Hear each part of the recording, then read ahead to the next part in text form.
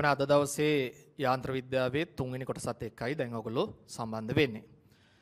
ළමයි හැමෝම අද දවසට අදාළ නිබන්ධනයේ අභ්‍යාසවල 3 වෙනි ගැටලුව කියවන්න. 3 වෙනි ගාන කියවන්න. මොකද ගානේ කියන්නේ? ප්‍රාකෘතයක් තත්පර 8ක කාලයක් තුල සිය වේගය 2.5 ms ශ්‍රේණියක දක්වා අඩු කිරීමේදී මීටර 40ක විස්ථාපනයක් සිදු කරයි. මෙම කාල සීමාව ආරම්භයේදී ට්‍රක් රථයේ ප්‍රවේගය හා එහි ත්වරණය සොයන්න. ට්‍රක් රථයක් තත්පර 8ක කාලයක් තුල සිය වේගය 2.5 දක්වා අඩු කරනවා. එතකොට යා කිසියම් ආරම්භක වේගයක ඉඳලා ආරම්භක වේගය අපි දන්නේ නැහැ. එයා වේගය 2.5 දක්වා අඩු කරනවා. ඊටම සරල ගැටලුවක්. ළමයි දන්නවා මේ විදිහට වේගය අඩු කරනකොට එයා මන්දනයකින් ගමන් කරන්නේ නේ. ඒ මන්දනයේ අගේ එහෙමත් අපෙන් අහනවනේ. ඔයාලා දන්නවා මේ වෙද්දි මේ මන්දනයක් ලකුණු කරන්නේ චලනය වන දිශාවට ඍණ ත්වරණයක් කියලානේ. මන්දනයක් ලකුණු කරන්නේ චලනය වන දිශාවට ඍණ ත්වරණයක් කියලා. දැන් මෙයා මේ පැත්තට චලනය වෙනවා කියලා හිතාගෙන නේ ළමයි මම රූප සටහන අඳින්නේ. ඒ සම මන්දනය ලකුණු කරන්නේ මේ විදිහට. එතකොට මේ වැඩේට මෙයාට තත්පර 8ක් ගත වෙලා තියෙනවා. ඒ වගේම මීටර 40ක විස්ථාපනයක් සිද්ධ කරලා තියෙනවා. මේ ප්‍රමාණය මීටර 40යි වැඩේට ගිහිලා තියෙනවා තත්පර 8ක්. තත්පර 8ක්. right. දැන් ඔන්න අපි අර ඉගෙනගත්ත චලිත සමීකරණ පදනම් කරගෙන හදන පළවෙනි ගැටලුව. කලින් හදුවේ නියත වේග කියන අදහස යටතේනේ නේ. right. හොඳට බලන්න ළමයින්ට මං කිව්වා නිතරම අර චලිත සමීකරණ තුල ඉන්නවනේ 5 දෙනෙක්. ඒ 5 දෙනාගෙන් 4 දෙනෙක්නේ එක සමීකරණයක අන්තර්ගත වෙන්නේ නේ. කොටස් 5ක් කොහම හරි තියෙනවා. දැන් මේ රූප සටහනෙත් ඔයගලන්ට මේ කොටස් 5 පේනවා ඇති. ආරම්භක මොහොතේ ප්‍රවේගය, අවසාන මොහොතේ ප්‍රවේගය, ත්වරණය, විස්ථාපනය, කාලය. බලන්නකෝ මේ පහෙන් තුනක් අපි දන්නවනේ ළමයි. මොනවද දන්න තුන? කාලය දන්නවා. විස්ථාපනය දන්නවා. අවසාන මොහොතේ ප්‍රවේගය දන්නවා. කවුද දන්නේ නැත්තේ? ත්වරණය දන්නේ නැහැ. ආරම්භක ප්‍රවේගය දන්නේ නැහැ. මොකද මං කිව්වේ? පහෙන් තුනක් දන්නව නම් ඉතුරු දෙන්නක් කෙලින්ම හොයන්න පුළුවන්. සමගාමී සමීකරණ ලියන්න ඕනේ නැහැ. හරි. දැන් හිතන්නකෝ අපි ආරම්භක ප්‍රවේගය හොයනවා කියලා. ළමයි ආරම්භක ප්‍රවේගය හොයනවා නම් ඔන්න ටක් ගාලා ඔයගලන්ට මතක් වෙන්න ඕනි කාවද මම මග හරින්න ඕනි? ත්වරණය. දැන් කල්පනා කරන්න ත්වරණය නැති සමීකරණය මොකක්ද කියලා? ඔයාලා දන්නව ත්වරණය නැති සමීකරණේ මොකද්ද? S = u ධන v බෙදීම දෙක වාරයක් t. එන මේ චලිතය සඳහා මම පාවිච්චි කරන්නේ සමීකරණය.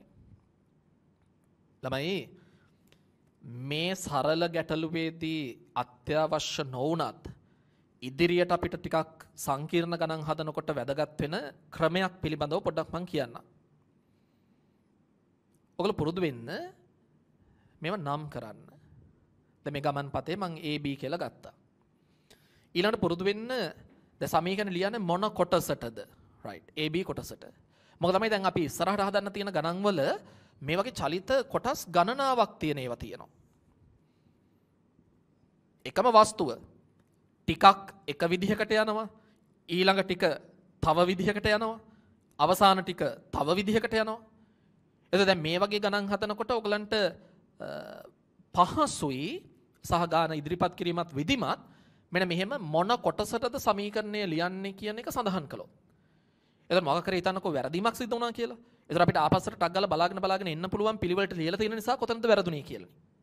ඒක නිසා මෙහෙම ලියන්න අපි පුරුදු වෙමු. එතන මේ සරල ගැටලුවේදී එහෙම කොටස් කීපයක් නැති නිසා මේ නම් කිරීම අත්‍යවශ්‍ය නෑ. ඒක මම අර හඳුන්වලා දෙන්නේ ඉස්සරහට තියෙන සංකීර්ණ ගැටලු ගැනත් කල්පනා කරලා. AB කොටසට. right. AB කොටසට මොකද්ද අපි ලියන්න තීන්දුව කරපු සමීකරණේ? right. මම ආරම්භක මොහොතේ ප්‍රවේගය හොයනවා නම් ත්වරණය මග හරින්න එපා. ත්වරණේ නැති සමීකරණේ මොකක්ද? S = u ධන v බෙදීම දෙක වාරයක් t. මොකද්ද මම අර චලිත සමීකරණ පාවිච්චි කරනකොට යදාල කොන්දේසි යටත කිව්වේ? සමීකරණ යෙදීම සඳහා අපිට සිද්ධ වෙනවා ළමයි දිශාවක් තෝරගන්න. මෙන්න මම මේ දිශාව සඳහන් කරනවා. මම දන්නවා ගොඩක් දරුවෝ මේ ටියුට් එකේ ගණන් හදනකොට මේ දිශාව කියන කාරණය එච්චරම වැදගත් නැහැනේ කියලා ඕගලන්ට හැඟීමක් එයි ගණන් හදාගෙන යනකොට. හැබැයි ඕගොල්ලෝ මේ දිශාව කියන කාරණය ගැන සැලකිලිමත් වෙන්න පුරුදු වෙලා නොහිටියොත්, ඕගොල්ලන්ගේ මනස හැඩගස්සගෙන නොහිටියොත්, ඔය ප්‍රක්ෂිප්ත කොටස් වල එහෙම ගණන් හදනකොට ඕගලන්ට එක දිගට වැරදීම් සිද්ධ වෙන්න පුළුවන්. මොකද ළමයි මෙතනදී අපි මේ චලිත සමීකරණ පාවිච්චි කරන නිවැරදි ක්‍රමවේදයකට අපේ මනස හැඩගස්ස ගන්න එක හරි වැදගත්. මේ සමීකරණ දාන දිශාවක් ඕනි. ඇතර මේ ආරම්භක ටියුට් එකේ මේ චලිත සමීකරණ පාවිච්චි කරලා අපි ගණන් හදන ආරම්භක කොටසේ ළමයි තේරුම් ගන්න දිශාව ගැන අපි ලොකුවට කරදර නොවුනත් උත්තර එනවා. මොකද මේ ගණන් සෙට් එකේ තියෙන්නේ ওই සරල රේඛාවල චලනය වන වස්තුන්ගේ චලිත පිළිබඳව. ඒ නිසා අපි දිශාව ගැන එච්චරම උනන්දු නුනේ නැතත් ගණන් වල උත්තර එනවා. ඒත් ප්‍රශ්නේ තියෙන්නේ ළමයි එහෙම දිශාව නොසලකා හැරලා ගණන් හදන්න ඕගොල්ලෝ පුරුදු වෙලා හිටියොත් දිශාව සැලකිය යුතු ගණන් වලට ආවහමත් අර හුරුවට ඕගොල්ලෝ ගණන් හදන්න ගියාම මේව වරදිනවා. එසා මම මේ කියන කාරණය අඩු තක්සේරුවකට ලක් කරන්න එපා. මේක ඊටාම වැදගත් කාරණයක්. මේ දිශාවත් එක්ක බද්ධ වෙලා ගණන් කල්පනා කරන්න පුරුදු වෙන්න. එතකොට වරදින්න තියෙන ඉඩකඩ බෙහෙවින් අඩුයි. ඔන්න බලන්න දැන් මම මේකට ආදේශ කරනකොට කරන විදිය. මං කතා කරන විදිය, කල්පනා කරන විදිය බලන්න. මොකද ඒස් කියන්නේ? විස්ථාපනය. මොන කොටසේ විස්ථාපනයද? AB කොටසේ විස්ථාපනය. AB කොටසේ මොන දිශාවට තියෙන විස්ථාපනයද? මේ දිශාවට. ඒක තමයි මීටර 40. එහෙම තේරුම් අරගෙන ආදේශ කිරීම කරන්න. ඔහේ යාන්ත්‍රිකව ගණන් හදාගෙන යන්න එපා. ඕගොල්ලෝ හිතනවා නම් මේ උසස් පෙළ කියන තරංගකාරී විභාගයේ වෛද්‍ය පීඨවලට, ඉංජිනේරු පීඨවලට ළමයි තෝරනකොට ඕනම ළමයෙකුට හදන්න පුළුවන් සරල මට්ටමේ ගණන් කීපයක් දීලා විභාගෙට මේ තේරීම කරයි කියලා. ඒක වෙන්නේ නැහැ. උසස් පෙළ විභාගය කියන ඊටාම සංකීර්ණ විභාගයක්. ලේසියෙන් ළමයෙකුට හදන්න බැරි පැටලෙන ගොඩක් අයට වරදින්න ඉඩකඩ තියෙන ගණන් තමයි විභාගෙට දෙන්නේ. ඒස ළමයි සතුටු වෙන්න එපා. සරල මට්ටමේ ගණන් කීපයක් හදන්න පුළුවන් වීම කියලා කියන්නේ ඔයගොල්ලෝ මේ වෛද්‍ය පීඨයට, ඉංජිනේරු පීඨයට යන්න සුදුසුකම ලබා ගත්තා කියන එක නෙමෙයි. ඒතර සරල මට්ටමේ ගණන් වලින් තමයි කවුරුත් පටන් ගත යුත්තේ. හැබැයි එතනදී ඔයගොල්ලෝ අර නිවැරදිව ඕනම ගානක් වරදින්න නැතුව හදන විදිහට මනස හැඩගස්ස ගත්තොත් ඔන්න එතකොට තමයි ඔයගලන්ට ජයග්‍රහණය කරා යන්න පුළුවන් වෙන්නේ. නිසා මේ මං කියන විදිහට කල්පනා කරන්න පුරුදු වෙන්න. ඒකට හැඩ ගැහෙන්න. දැන් U කියන එක ආදේශ කරන්න යනවා. කවුද U කියන්නේ? ආරම්භක මොහොතේ ප්‍රවේගය. නැවත නැවත හිතෙන් කියන්න ඕනි. ආරම්භක මොහොතේ ප්‍රවේගය. ආරම්භක මොහොත කිව්වේ කොතනදීද? ඒ වලදී.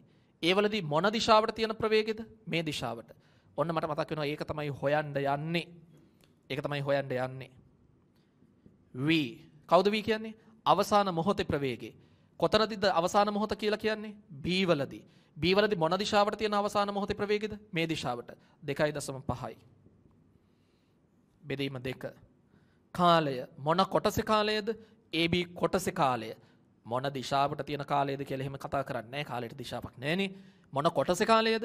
AB කොටසේ කාලය. AB කොටසේ කාලය කොච්චරද? තත්පර 8යි. මෙන්න. 2යි 8යි සුළුනා 4යි. 4යි 40යි කැපුණා 10යි. යෝධන 2.5 10යි. 2.5ට ගියා U කියන්නේ 7.5යි. අවසාන පිළිතුරු වල නිවැරදි එකක සටහන් කරන්න වග බලා ගත යුතුයි. යනුව මෙට්‍රොක්ට අතේ ආරම්භක ප්‍රවේගය 7.5යි. තව මොකක්ද අහලා තියෙන්නේ? එහි ත්වරණය සොයන්න. ත්වරණය සොයන්න. ළමයි දැන් මේ වෙනකොට ආරම්භක ප්‍රවේගය හොයලා තියෙන නිසා කිසියම් දරුවෙක් මේ ආරම්භක ප්‍රවේගය ඇතුළත් සමීකරණයකට ගිහිල්ලා දැන් කෙනෙක් අහන්න පුළුවන් ඉතින් හැම සමීකරණයකම ආරම්භක ප්‍රවේගය තියෙනවනේ. ඇත්ත. හැබැයි ළමයි මතකද මම කිව්වා අර චලිත සමීකරණ 4 විස්තර කරනකොට ඕනනම් ආරම්භක ප්‍රවේගයේ නැති සමීකරණයක් හදන්න පුළුවන්. ඒක අර අපේ සිලබස් එකේ තියෙන සම්මත සමීකරණයක් විදිහට අපි ගන්නෙ නේ. ඒත් ඇත්තටම විද්‍යාවේ පාවිච්චි කරන සමීකරණයක් තියෙනවා. ආරම්භක ප්‍රවේගය නැති සමීකරණයක් තියෙනවා. ඉතින් ඒකයි මම ඒකන සඳහන් කළේ. හැබැයි දැන් ඕගොල්ලන්ගේ මට්ටමේදී අපි අර ආරම්භක ප්‍රවේගයේ තියෙන සමීකරණ 4ක් නේ පාවිච්චි කරන්නේ. රයිට්. එතකොට දැන් ආරම්භක ප්‍රවේගය මම හොයලා තියෙනවා. එතකොට මට ආරම්භක ප්‍රවේගයේ මග හරින්න විදිහක් නැහැනේ. දැන් බලන්න මේ ගානේදී මම ආරම්භක ප්‍රවේගය හොයන්නේ නැතුව ළමයි එකපාරට ත්වරණය හොයන්න අදහස් කළා කියලා. දැන් මම අර කියපු විදිහට ළමයෙකුට හිතෙන්න පුළුවන් එහෙනම් ත්වරණය හොයන්න පුළුවන්. දැන් 5න් 3ක් දන්නවනේ නේ. 5න් 3ක් දන්නවනේ. 5න් 3ක් දන්නව නම් මං කිව්වා ඍජු ආදේශයකින් අපිට පුළුවන් කෙලින්ම කෙනෙක්ව හොයන්න. එතකොට දැන් මම ආරම්භක ප්‍රවේගය නොසොයා මේ ත්වරණය හොයන්න මුලින්ම අදහස් කළා නම් ළමයිට පේනවා ඇති මොන සමීකරණයද මම පාවිච්චි කරන්නේ.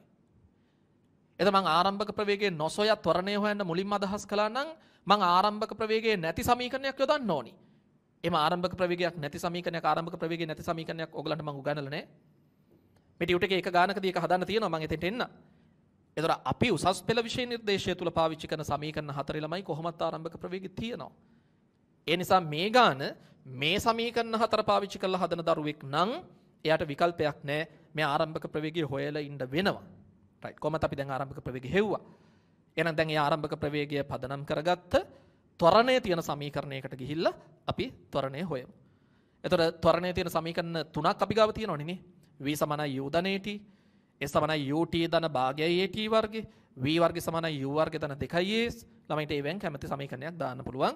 මම වඩා සරල සමීකරණයක් වෙච්ච v සමානයි u ධන at කියන සමීකරණය පාවිච්චි කරනවා. මේ දිශාව ඔස්සේ. ආයි බලන්න මම කල්පනා කරන විදිය.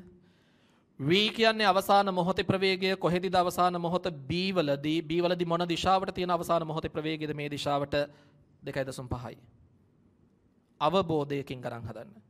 u කියන්නේ ආරම්භක මොහොතේ ප්‍රවේගය මොකක්ද ආරම්භක මොහොත? a කියන ස්ථානය. a කියන ස්ථානයේදී මොන දිශාවට තියෙන ආරම්භක මොහොතේ ප්‍රවේගයද? මේ දිශාවට. ඒක මම හොයලා තියෙනවා මේ වෙනකොට 7.5යි. ඒ කියන්නේ ත්වරණය. මොන කොටසේ ත්වරණයද? AB කොටසේ. AB කොටසේ මේ දිශාවට තියෙන ත්වරණය මම ඒක ඍණය කියලා ගත්තා. දැන් කෙනෙක් අහන්න පුළුවන් අපි ඍණය කියලා දාන්න නැතුව ධනය කියලා දාන්න බැයිද? පුළුවන්. මෙන්න මේ කාරණේත් හොඳට මතක තියාගන්න. ළමයි මේ සමීකරණවල තියෙන කිසියම් රාශියක ඔය ගණන් හදනකොට ඔයගලන්ට ප්‍රශ්න මතුවෙන තැන් මේවා. මේ සමීකරණයක තියෙන කිසියම් රාශියක ලකුණ ධනද ඍණද කියන එක අපි නොදන්න බව මේ සමීකරණයට ඇඟෙව්වොත් සමීකරණය ළමයි නිතරම අපිට උත්තරේ දෙන්නේ ලකුණත් එක්ක. මේ බලන්න දැන් මම මෙතන තිබුණේ මන්දනයක් කියන එක දැනන් හිටියේ නෑ කියලා හිතන්නකෝ. මෙයාගේ අර වේගය අඩු වෙන නිසා අපි දන්නවා මන්දනයක් තියෙන්නේ. අපි ඒක දැනන් හිටියේ නෑ කියලා හිතන්න. එතකොට මම මේක ත්වරණයක් හැටියට ඔන්න ආදේශ කරනවා මේ කාලයේ තත්පර 8යි. දැන් ඔයගලන්ට පේනවද 2.5න් 7.5ක් මේ පැත්තට ගියාම අඩු වුනහම ඍණ 5යි. එතකොට ඍණ 5 බෙදීම 8 ඒවල උත්තරේ. එතකොට ඒ වලට එන්නේ මොන උත්තරයක්ද? ඍණ උත්තරයක්. ඇයි ඒ වලට ඍණ උත්තරයක් එන්නේ? මන්දනයක් නිසා. දැන් බලන්න මම ආදේශ කිරීම කරනකොට ළමයි මන්දනයක් එතන තියනවාය කියන එක දැනන් හිටියේ නෑ. ඒ නිසා මම නිකම්ම මේ ධන ත්වරණයක් විදිහට ආදේශ කළානේ. ඒ වලාගේ ධන කියලා ආදේශ කළා. ඒතර සමීකරණය මට පෙන්නුවා නෑ උතන තියෙන ධනාගයක් නෙමෙයි ඍණාගයක් කියලා. ඒක තමයි මේ සමීකරණ වල ස්වභාවය. අපි කිසියම් රාශියක ලකුණ ධනද ඍණද කියන එක නොදන්න බව මේ සමීකරණයට ඇඟෙව්වොත් එයා අපිට උත්තරේ දෙනවා ලකුණත් එක්ක. හැබැයි දැන් ඒකේ අනිත් පැත්තක් තියෙනවනේ. මොකද අනිත් පැත්ත? ළමයි කිසියම් කෙනෙක්ගේ ලකුණ අපි දන්න බව අපි සමීකරණයට ඇඟෙව්වොත් දැන් මම මෙහෙම ආදේශ කළා කියලා හිතන්න. එතකොට දැන් මම A වලට ආදේශ කරන්න ඕනි AB කොටසේ මේ දිශාවට තියෙන ත්වරණය. එතකොට මම ඒක ඍණාගයක් කියලා දන්නවා මන්දනයක් කියලා දන්නවා. මම මෙතන ඍණ කියලා දැම්මා. ඔන්න බලන්න වෙන දේ. දැන් මොකක්ද ඉන්නේ? ඍණ 8යි මෙහාට ගත්ත ධන 8යි 7.5න් 2.5 ගියා 5යි. එහෙනම් A සමාන වෙනවා 8 බෙදීම 5. A සමාන වෙනවා 8 බෙදීම 5. sorry 5 බෙදීම 8 නේ. A සමාන වෙනවා 5 බෙදීම 8. 5 බෙදීම 8. මට පෙන්වන්න අවශ්‍යුනේ දැන් ළමයින්ට පේනවද A වල අගය ධන. A වල අගය ධන. ඒතර A වල අගය ධන කියලා කියන්නේ අර මම සමීකරණයට ඇඟෙව්වනේ මෙයාගේ ලකුණ මම දන්නවා කියලානේ. ඒතර මං කිසියම් කෙනෙක්ගේ ලකුණ දන්න බව සමීකරණයට ඇඟෙව්වොත් සමීකරණයේ නැවත යාගේ ලකුණ ඉදිරිපත් කරන්න මහන්සි වෙන්නේ නැහැ. සමීකරණය මට නිකන් යාගේ සයිස් එක විශාලත්වයේ විතරක් ලබා දෙනවානේ. ඉතින් ගණන් හදනකොට ඔය කියන කාරණය ගැනත් සැලකිලිමත් වෙන්න. කිසියම් රාශියක ලකුණ නොදන්න බව අපි සමීකරණයට ඇඟෙව්වොත් සමීකරණය අපිට උත්තරය දෙන්නේ ළමයි ලකුණත් එක්ක. කිසියම් රාශියක ලකුණ අපි දන්න බව සමීකරණයට ඇඟෙව්වොත් සමීකරණය අපිට උත්තරය දෙන්නේ නිකන් විශාලත්වයේ විතරයි ලකුණ නැතුව. ඒ දෙවිදිහටම ගණන් හදන්න විභාගෙදී ඔයගලන්ට නිදහස තියෙනවා. ඒ දෙවිදිහටම ගණන් හදන්න පුළුවන්. එහෙනම් මෙතනින් අපිට ඒ වලගේ ලැබෙනවා 8න් 5යි ms ඍණ 2. හරි. ඒ ගැටලුව ඉවර දරුවෝ මාත් එක්කම හදපු නැති දරුවෙක් නම් ගැටලුව ටගල ගන්න හදන්න. බෝඩ් එක බලන්න ඕනේ නැහැ. තනියම හදන්න. ඒ ගාන ඉවර වෙච්ච දරුවෝ 4 වෙනි ගාන උත්සාහ කරන්න.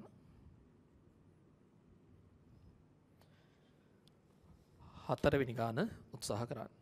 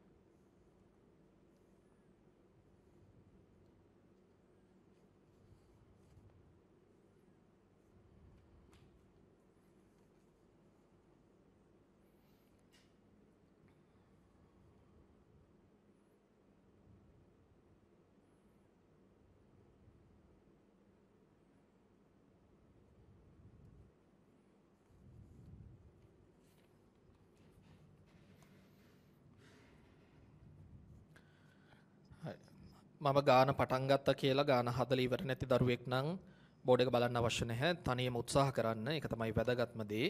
ඔයගොල්ලෝ තනියෙන් ගණන් හදන්න උත්සාහ කරන එක. 4 වෙනි ගානේ කියනවා නියත ත්වරණයෙන් x අක්ෂය ඔස්සේ ගමන් ගන්නා වස්තුවක x ඛණ්ඩාංකය සෙන්ටිමීටර් 3ක් වන විට එහි ප්‍රවේගය ධන x දිශාව ඔස්සේ තත්පරයට සෙන්ටිමීටර් 12ක් විය. ළමයි x අක්ෂය ඔස්සේ ගමන් කරන වස්තුවක් පිළිබඳවයි ගැටලුවේ සඳහන් වෙන්නේ. මෙන්න y අක්ෂය මෙන්න x අක්ෂය. ඔයාලා දන්නවා ඔය x අක්ෂයේ ධන දිශාව කියන්නේ මේ පැත්තනේ මෙහෙ. x අක්ෂයේ ඍණ දිශාව කියන්නේ ළමයි අනිත් පැත්ත මෙහෙ. මේ පැත්තට කියන්නේ y අක්ෂයේ ධන දිශාව මේක. මේ දිශාව තමයි y අක්ෂයේ ඍණ දිශාව. දැන් මොකද ගානේ කියන්නේ? නියත ත්වරණයෙන් x අක්ෂය ඔස්සේ ගමන් ගන්නා වස්තුවක x ඛණ්ඩාංකය සෙන්ටිමීටර් 3ක් වන විට x ඛණ්ඩාංකය සෙන්ටිමීටර් 3ක් දුර අරන් තියෙන සෙන්ටිමීටර් වලින් මේ වගේ තැනක් හිතමු. මෙන්න x සමානයි 3යි සෙන්ටිමීටර්. x ඛණ්ඩාංකය සෙන්ටිමීටර් 3ක් වෙනකොට එයාගේ ප්‍රවේගය ධන x දිශාව ඔස්සේ කියන්නේ ළමයි මේ පැත්තටනේ. ප්‍රවේගය තිබිලා තියෙන්නේ මේ පැත්තට ධන x දිශාව ඔස්සේ 12යි තත්පරයට සෙන්ටිමීටර්. දැන් අපි ඒකක ගැන ලොකුවට වද වෙන්න ඕනේ නැහැ. මොකද මේ දුර ප්‍රමාණ සෙන්ටිමීටර් වලින් යන්නේ වේගය යන්නේ ළමයි තත්පරයට සෙන්ටිමීටර් වලින්. රයිට්? ඊළඟට කියනවා තත්පර දෙකකට පසු එහි x ඛණ්ඩාංකය ඍණ 5 නම්. දැන් x ඛණ්ඩාංකය ඍණ 5 කියන්නේ කොහෙද? මෙහි. මේ වගේ තැනක් නේ.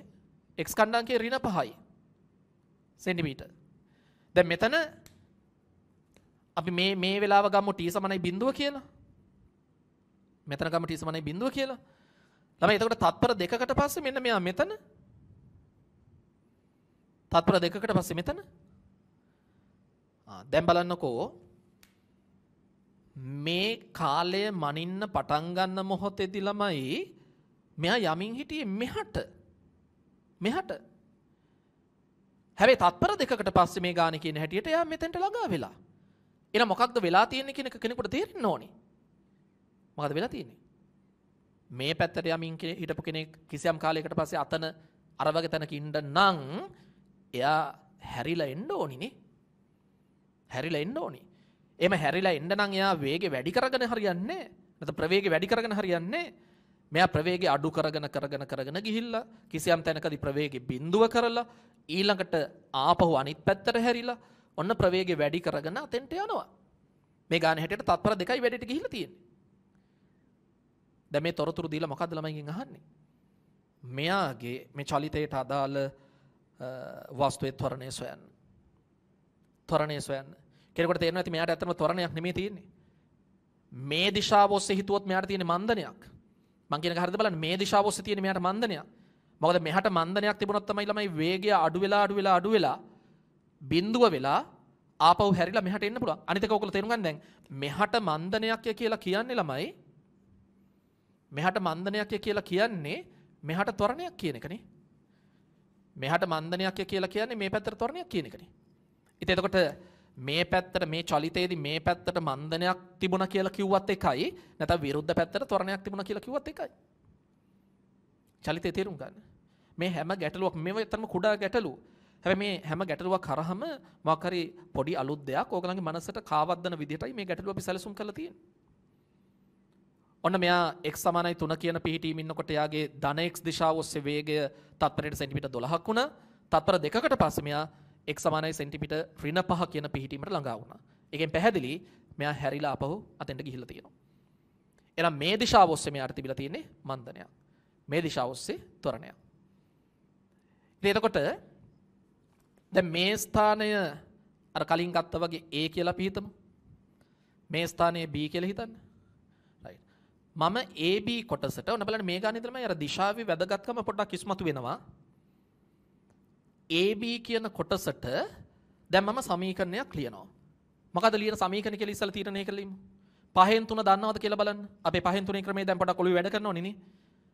ළමයි මෙතනයි අතර විස්ථාපනය මොකක්ද? ඔයාලා දන්නවා මෙන්න මේ දුර සෙන්ටිමීටර් 3යි. මේ ටික සෙන්ටිමීටර් 3යි. මේ ටික සෙන්ටිමීටර් 5යිනේ. මේ ටික සෙන්ටිමීටර් 3යි. මේ ටික සෙන්ටිමීටර් 5යි. එතකොට බලන්න මෙතනයි අතර තියෙන මුළු විස්ථාපනය වෙන්නේ සෙන්ටිමීටර් 8යි. සෙන්ටිමීටර් 8යි. හැබැයි ළමයින්ට මතකද මම පළවෙනි දවසේ මේ විස්ථාපන දෛශිකය ගැන විස්තර කරනකොට කිව්ව එක්තරා වැදගත් කාරණයක් තිබුණා. මොකක්ද? විස්ථාපන දෛශිකයේ දිශාව ඔබට පාලනය කරන්න බෑ. විස්ථාපන දෛශිකයේ දිශාව නිතරම තියෙන්නේ මොන ලක්ෂය ඉඳලා මොන ලක්ෂය දක්වාද? කාලය මැනීම ආරම්භ කරපු ලක්ෂය ඉඳලා කාලය මැනීම අවසන් කරපු ලක්ෂය දක්වා. එහෙනම් තේරුම් ගන්න මේ ගැටලුවේ ළමයි අපි මොන දිශාවට සමීකරණය ලිව්වත් විස්ථාපන දෛශිකයේ දිශාව තීන්දුව වෙලා ඉවරයි. විස්ථාපන දෛශිකයේ දිශාව තියෙන්නේ කාලය මනින්න පටන් ගත්ත ලක්ෂය ඉඳලා කාලය මැනීම අවසන් වෙච්ච ලක්ෂයට. එහෙනම් විස්ථාපන දෛශිකයේ තියෙන්නේ මෙහාට විස්ථාපන දෛශිකයේ තියෙන්නේ මෙහාට ඒකේ සයිස් එක සෙන්ටිමීටර් 8යි. තේරුම් ගන්න. දැන් මම සමීකරණය ලියනකොට මට සමීකරණය ඕන නම් ළමයි මේ පැත්තට ලියන්න පුළුවන්. මට ඕන අනිත් පැත්තට ලියන්න පුළුවන්. එතන මේ පැත්තට ලියන කෙනෙක්ට අනුව මේ 8 විස්ථාපනය ධනද ඍණද කියන එක තීරණය කරන්න. මම කියන කලින් තීරණය කරන්න. කොහටද විස්ථාපනය ඇත්තටම තියෙන්නේ? මෙහාට. සමීකරණ ලියන්නේ මේ පැත්තට විරුද්ධ පැත්තට. එහෙනම් ධන 8ද ඍණ 8ද ආදේශ කළ යුත්තේ විස්ථාපනය සඳහා. තේරුම් ගන්න ඍණ 8යි. හැබැයි කිසියම් දරුවෙක් මේ චලිතය සඳහා මේ පැත්තට සමීකරණ ලියන්න තීරණය කළා කියලා හිතන්න. එහෙනම් එයාට පුළුවන් විස්ථාපනය ධන 8 ආදේශ කරන්නනේ. ඔන්න ඔය කරුණු ගැනයි මං කිව්වේ ඔයගොල්ලෝ සැලකිලිමත් වෙන්න ඕනි. ළමයි හිතන්න එපා මේක ලේසි වැඩක් කියලා. මේක ඇත්තටම අමාරු නැහැ. හැබැයි වර්ධින්න පුළුවන්. වර්ධින්න chance එකක් තියෙනවා. පැටලෙන්න chance එකක් තියෙනවා. ඔය ධන ඍණ එක තැනක හරි ලකුණක් ඕගොල්ලෝ වරද්දලා දැම්මොත් එහෙම උත්තරේ වරදිනවා. ඒකයි මං කිව්වේ මේ සමීකරණ යොදනකොට ළමයි දිශාව පිළිබඳව විශේෂයෙන් සැලකිලිමත් වෙන්න. දැන් මොකක්ද අපි දාන සමීකරණේ? විස්ථාපනය දන්නවා. 5න් 3 ගැන ගන්න. විස්ථාපනය දන්නවා. ආරම්භක ප්‍රවේගය දන්නවා. ආරම්භක ප්‍රවේගය දන්නවා. තව මොකද්ද? කාලය දන්නවා. 5න් 3 සම්පූර්ණයි. මොනවද දන්නේ නැත්තේ?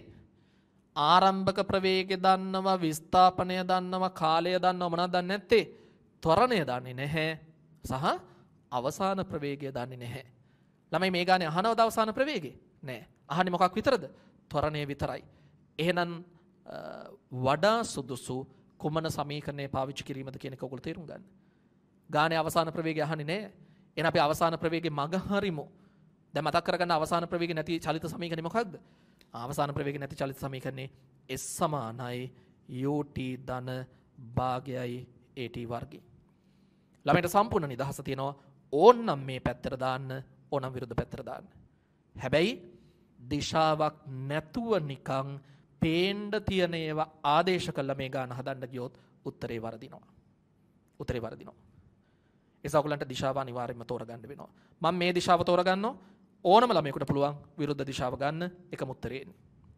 මතකනේ මේ දිශාව තෝරගත්තොත් විස්ථාපනය ධන 8ද ඍණ 8ද? ඍණ 8යි. විස්ථාපනය තිබුණ අනිත් පැත්තට ඍණ 8යි. මොකද u කියන්නේ? ආරම්භක මොහොතේ ප්‍රවේගය. කොහෙද ආරම්භක මොහොත කිව්වේ? ඒ වලදී. ඒ වලදී කොහට තියෙන ආරම්භක මොහොතේ ප්‍රවේගයද? මේ දිශාවට. බලන්න. මේ පැත්තට. ධන 12යි.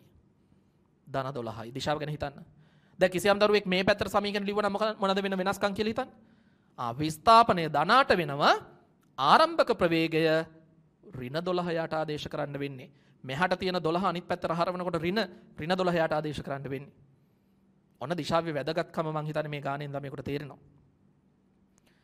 ඒතර මම මේ දිශාවට දාපු නිසා විස්ථාපනය ඍණ 8යි ආරම්භක ප්‍රවේගය ධන 12යි කාලය තත්පර 2යි ඊළඟට ධන ඔන්න බලන්න දැන් මම මේ දිශාවට අර ත්වරණයක්ද මන්දනයක්ද තියෙන්නේ ඔකේ ලකුණ දන්නේ නැහැ කියන අදහස තමයි සමීකරණෙට දැම්මේ.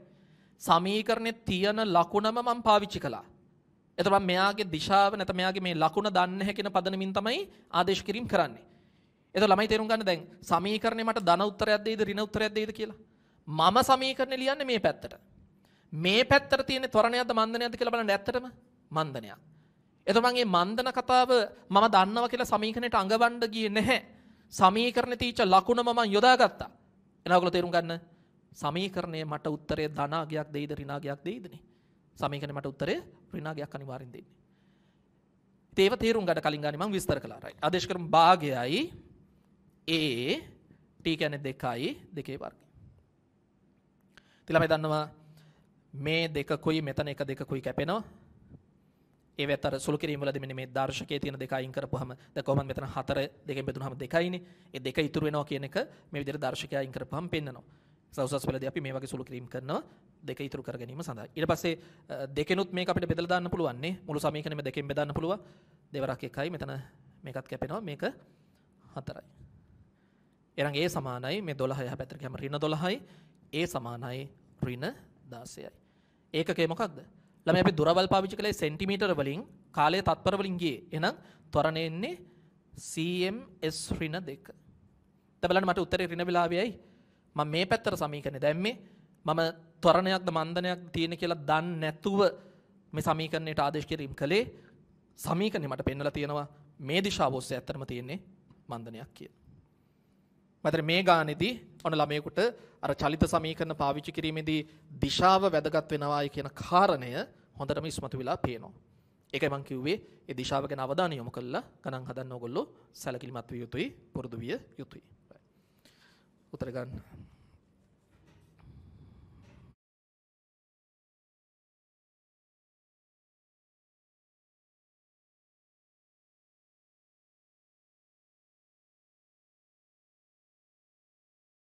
හරි. අද දවසේ ටියුටර් එකේ අභ්‍යාසවල 6 වෙනි ගාන කියවන්න ළමයි. කියවල පොඩි රූප සටහනක් ඇඳලා උත්සාහයක් ගන්න ගැටලු විසඳන්න තනියි.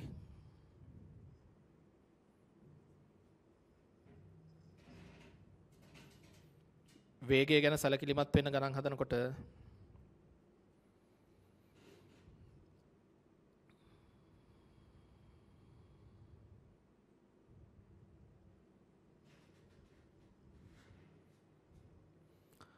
හයවෙනි ගැටලුව.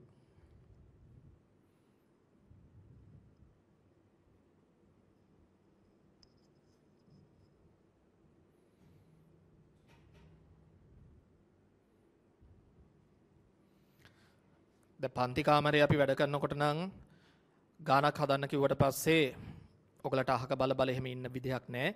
අපි බලාගෙන ඉන්න නිසා ඔයගලන්ට අපිට තියෙන බයට හරි ගණන් හදන්න සිද්ධ වෙනවා. කල්පනා කරන්න වෙනවා. හැබැයි ගෙදරදී ඔයගොල්ලෝ මේ වීඩියෝ එකට අරඹන අතර එහෙම බයක් ළමයින්ට නැහැනේ නේ. ඒ නිසා බොහෝ දරුවෝ අර පන්ති කාමරයේදී වැඩ කරපු විදිහටම මේ ගානක් හදන්න කිව්වහම මේක උත්සාහ කරනවාද අවංක උත්සාහ කරනවාද කියන එක ප්‍රශ්නයක්. ඉතින් මෙතනදී ඔයගොල්ලෝ අවංක වෙන්න මේ ඕගොල්ලන්ගේ අනාගතය තීරණය කරන වැඩක්. මේක තමයි දැන් ටික කාලයක් යනකම් ඔයගොල්ලන්ගේ සාමාන්‍ය පන්ති කාමරේනේ. ඒක සමන් ගානක් හදන්න කිව්වහම අවංකව ඒ ගාන හදන්න උත්සාහ කරන්න. ඒකනේ විය යුත්තේ. දැන් පන්ති පටන් ගත්තට පස්සේ ආපහු අපිට මේ දේවල් මොළ ඉඳලා ඉගෙන ගන්න පුළුවන් කියන මතයක ඉඳලා ඔයගොල්ලෝ මේ වැඩ කරගෙන යන්න එපා. අපිට ලොකු කාලයක් අහිමි වෙලා තියෙනවා දැනටමත්. ඒක නිසා අපිට පන්ති පටන් ගත්තාම ගොඩාක් වේගෙන් සමහර වැඩිපුර කාලය දාලා වැඩ කරන්නත් සිද්ධ වෙයි. ඒක නිසා මේ වීඩියෝ පාඩම් මාලාව හරහා කිසියම් වැඩ කොටසක් හරි ඔයගොල්ලෝ ඉවර කරගෙන හිටියොත් එතනදී ඔයගලන්ට පහසුවක් වෙයි. ඒක නිසා මේක හොඳට ඔළුවේ තියාගෙන අවංකව මාංශ වෙලා වැඩ කරන්න. හදන්න 6 වෙනි ගාන. මම රූපය අඳින්න පටන් ගත්තා කියලා ඔයගොල්ලෝ බෝඩ් එක බලන්න ඕනේ. ඔයගොල්ලෝ තනියෙන් හදන්න.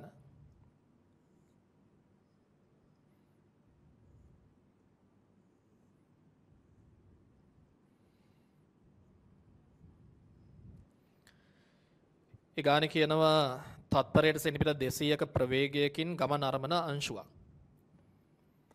එතන මෙයාට ආරම්භක ප්‍රවේගයක් තිබිලා තියෙනවා 200ක. තත්පරයට සෙන්ටිමීටර් 10ක මන්දනයකින් ගමන් කරනවා. මන්දනයක් ලකුණු කරන්නේ චලනය වන පැත්තට ඍණ ත්වරණයක් නේ. මන්දනය දීලා තියෙන්නේ තත්පර වර්ගයට සෙන්ටිමීටර. එතකොට අපිට ඒකක ගැන වැඩි වද වෙන්න ඕනේ මේ ගානේ.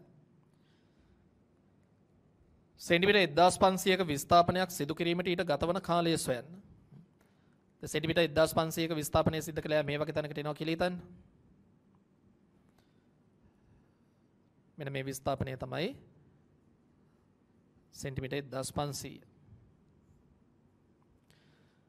කලින් වගේ මේ ස්ථානයේ B කියලා මම ගත්තා. right. දැන් අහන්නේ මෙතෙන්ට එන්න මෙයාට කොච්චර වෙලාවක් ගියාද? right. කාලය අහන්නේ. ළමයි අපේ 5-3 ක්‍රමයට කල්පනා කරන්න. 5-3 ක්‍රමේ. 5-3 දන්නවද කියලා බලන්න නේ. ආරම්භක මොහොතේ ප්‍රවේගය දන්නවා. ත්වරණය දන්නවා, විස්ථාපනය දන්නවා. මොනවද දන්නේ නැත්තේ? කාලය දන්නේ නැහැ. තව අවසාන ප්‍රවේගය දන්නේ නැහැ. ඔය සමහර දරුවෝ ඉන්නවා මේ සෙන්ටිමීටර් 1500ක් ගියාට පස්සේ අවසාන ප්‍රවේගය 0යි කියලා හිතනවා. ළමයි මේ ගානේ කොහෙවත් කිව්වේ නැහැ සෙන්ටිමීටර් 1500ක් ගිහිල්ලා මෙයා නතර වෙනවා කියලා. ඒක තේරුම් ගන්න. එතකොට අපි අවසාන ප්‍රවේගය දන්නේ නැහැ. මේක 0යි කියලා ගන්න පුළුවන් කමක් නැහැ. හැබැයි කොහොමනත් මේ අවසාන ප්‍රවේගය අහලා නැහැ ගානේ නේ. ළමයි ගානේ අහලා තියෙන කාලය. දැන් මතක් කරගන්න 5-3 ක්‍රමේ. 5-3ක් සම්පූර්ණයි. එහෙනම් අපිට මේ දෙන්න කොහොමත් හොයන්න පුළුවන්. අහලා තියෙන්නේ මෙයා විතරයි. කාවද එහෙනම් මම මග හරින්නේ? අවසාන ප්‍රවේගය. මොකද අවසාන ප්‍රවේගය නැති සමීකරණේ? අවසාන ප්‍රවේගය නැති සමීකරණේ S සමානයි ut ධන භාගය t වර්ගය. ඔන්න මම AB කොටසට මේ දිශාව ගැන අවධානය තියාගන්න. කලින් ගන්නේ දැක්කනේ ඒකනේ. දිශාව වැදගත් ළමයි. හැබැයි මේ ගානේ ගොඩක් ගණන් වලදී දිශාව ගැන හිතන්නේ නැතුව උනත් උත්තර ගන්න පුළුවන්. ඒත් මේ දිශාව වැදගත් වෙන ගොඩාක් ගණන් ඉස්සරහට අපිට හදන්න තියෙනවා. ඒ නිසා ඔයගොල්ලෝ හැඩ ගැහෙන්න, මනස හුරු කරගන්න මේ දිශාවත් එක්ක සම්බන්ධ වෙලා ගණන් හදන්න. තමයි මේ දිශාවට S සමානයි ut ධන භාගය t වර්ගය පාවිච්චි කරනවා. ඒතර මේ දිශාව ඔස්සේ විස්ථාපනය තමයි 1500. මේ දිශාවට ආරම්භක මොහොතේ ප්‍රවේගය වෙන්නේ 200. කාලය තමයි හොයන්නේ. ඊළඟට බලන්න දැන් මම සමීකරණ දාන්නේ ළමයි මේ දිශාවට. ඒතර මේ දිශාවට තියෙන ත්වරණය කීයද? ඍණ 10යි. එහෙනම් මෙතෙන්ට ආදේශ වෙන්නේ කීයද? ඍණ 10. මෙතෙන්ට ඍණ 10 ආවහම එතන ඍණ ලකුණයි මේ ධන ලකුණයි වැඩි වෙලා ඍණ හැදෙනවනේ නේ. රයිට්. අපි කෙලිම ඍණ කළාම දාමු. නැත්නම් මේ පේලි නාස්ති කරන්න එපා. කෙලිම දාන්න ඍණ කළා. එතකොට භාගයයි ඒ කියන්නේ 10යි. දැන් ආයි ඍණ 10 කියලා දාන්නේ. එතන ඍණ දාපු නිසා නේ මේ ඍණ උනේ නේ. t වර්ගය. දෙවරක් එකයි මෙතන 5යි මුළු සමීකරණයෙන් 5න් බෙදෙනවා. මෙතන 40යි මෙතන 300යි. මේ ඍණ t වර්ගය එහා පැත්තට ගියාම ධන t වර්ගය.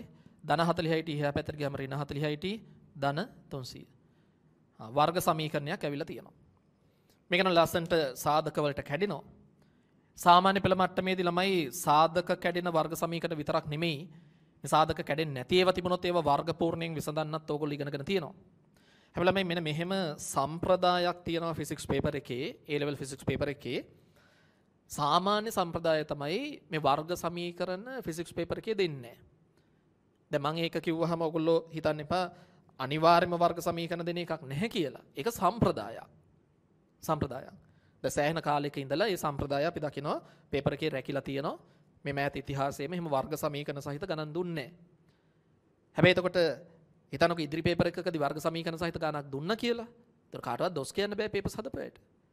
මොකද වර්ග සමීකරණ නොදෙන එක සම්ප්‍රදායක් මිසක් ඒක නීතියක් නෙමෙයි. වර්ග සමීකරණ සාමාන්‍ය පෙළ මට්ටමේදී ඔයගලන්ට උගන්වලා තියෙනවා. ඒ නිසා හැම දරුවෙක්ම වර්ග සමීකරණ විසඳන්න දන්නවා. රයිට්. ඒතර මොකද්ද මේ වර්ග සමීකරණ විසඳුම් හැටියට එන්නේ පුළුවන් ළමයි එකපාර උත්තර ලියන්න. ඒත් වර්ග සමීකරණ විසඳීම් මතක් කරගන්නත් ඕන නිසා මම පොඩක් පියවර ටික මතක් කරන්නම්. ළමයි දන්නවා මේ නියත පදය සහ වර්ග පදය ඒගොල්ලන්ගේ ලකුණත් එක්ක අපි වැඩි කරනවානේ. එතකොට ඔතන ඉන්නේ ධන 300යි t වර්ගේ. මම මේ මතක් කිරීමක් කරන්නේ. ඊළඟ දැන් මේක කෑලි දෙකකට කඩනවා. ඒ කෑලි දෙක ලකුණත් එක්ක වැඩි කරපුවාම මේ යගේ එන්නත් ඕනි.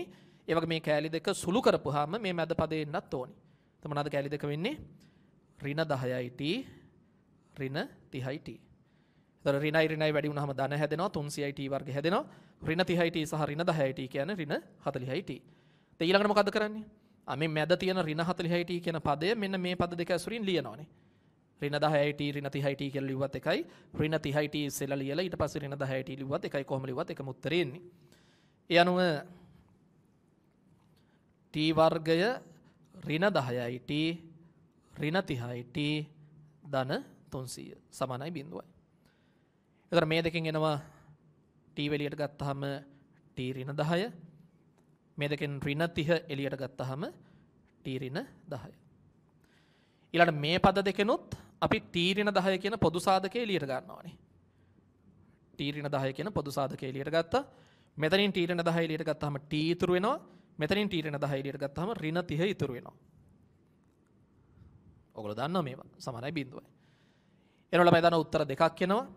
t ඍණ 10 සමානයි 0 හෝ t ඍණ 30 සමානයි 0. එතකොට මෙතන එනවා t සමානයි 10 තත්පර 10 හෝ t සමානයි තත්පර 30. දැන් අපෙන් අහලා තිබුණ ළමයි සෙන්ටිමීටර් 1500ක විස්ථාපනයක් සිද්ධ කරන්න මෙයාට ගත වෙච්ච කාලේ. රට අපි කාලේ හෙව්වා. බලන්නකො මේ උත්තර දෙකම පිළිගත හැකි පිළිතුරුනේ. දැන් වර්ග සමීකරණේ විසඳනකොට ඔයගොල්ලෝ දන්නා එක උත්තරයක් හිතන්න ඍණ වුණා කියලා. ඒතර කාලය ඍණ වෙන්නේ නැහැ කියන පද නෙමින් අපිට ඒ උත්තරය අයින් කරන්න තිබුණා. හැබැයි මෙතන වෙලා තියෙන එක නෙමේ මේ උත්තර දෙකම පිළිගත හැකි උත්තර ධන උත්තරය ඇවිල්ලා තියෙන්නේ. ඒ නිසාම තමයි ළමයි ওই ගානේ අහලා තියෙන්නේ පිළිතුරු දෙකක් ලැබීමේ අර්ථය පැහැදිලි කරන්න. පිළිතුරු දෙකක් ලැබීමේ අර්ථය පැහැදිලි කරන්න. මොකක්ද මෙහෙම වෙන්න හේතුව? මම කියන්නේ භෞතික විද්‍යාව ප්‍රායෝගික විෂයක්. පොඩක් හිතන කෙනෙකුට කාරණේ තේරෙනවා. තත්පර 10 කියන අඩු කාල සීමාවක් සහිත පිළිතුර ගැලපෙන්නේ මොන අවස්ථාවටද? තත්පර 30 කියන මේ වැඩි කාල සීමාවට අදාළ පිළිතුර ගැලපෙන්නේ මොන අවස්ථාවටද? ඇත්තට මේක වෙන්නේ මේකනේ ළමයි. අර කලින් ගානෙත් ඕගලන්ට මතකද? දැන් මෙයා මන්දණයෙන් යනකොට වෙන්නේ වේගය අඩු වෙලා කිසියම් තැනකදී නතර වෙනවා. ඒ නතර වෙලා ඔය මන්දණය දිගටම තිබුණොත් දැන් මෙහාට මන්දනයක් කියන්නේ එහා පැත්තට ත්වරණයක්. මෙන්න මෙයා ආපහු හැරිලා එනවා. එයා ආපහු හැරිලා ඇවිල්ලා නැවත යා මේ B කියන ස්ථානය පාස් කරන අවස්ථාවක් එනවා. ඒ කියන්නේ B කියන ස්ථානය පාස් කරගෙන ගිය කෙනා ආපහු හැරිලා B කියන ස්ථානය නැවත පාස් කරගෙන යන අවස්ථාවක් උදා වෙනවා. බලන්න මේ අවස්ථා දෙකේදීම එයා සිද්ධ කළ තියෙන විස්ථාපනය 1500යි. එයා B වල ඉන්නකොට මෙහාට යද්දී උනත් ආයි හැරිලා එද්දී උනත් එයා B කියන ස්ථානයේ ඉන්නකොට විස්ථාපනය 1500යි. ඒස ළමයි තේරුම් ගන්න මෙන්න මේ පිළිතුර ගැලපෙන්නේ පළමු වරට B පසු කිරීම. ඒක සටහන් කරගන්න. පළමු වරට B පසු කිරීම.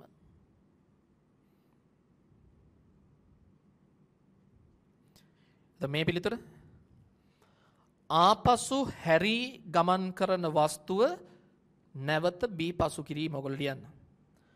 ආපසු හැරී ගමන් කරන වස්තුව නැවත B පසු කිරීම. ඒකට තමයි තත්පර 30ක් ගිහිල්ලා තියෙන්නේ. ආපසු හැරී ගමන් කරන වස්තුව නැවත B පසු කිරීම.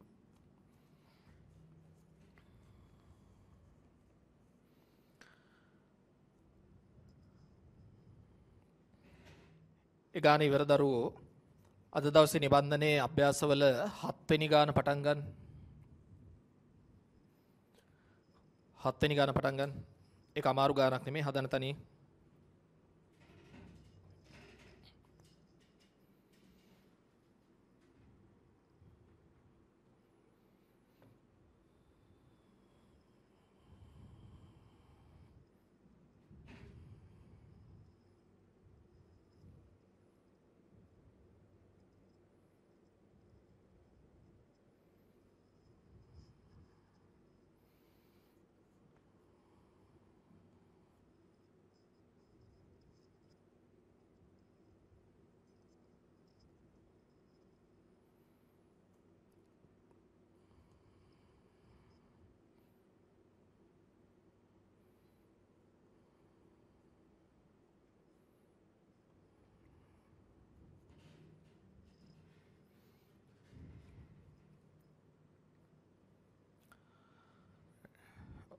ඔගොල්ලෝ හදන තනියෙන්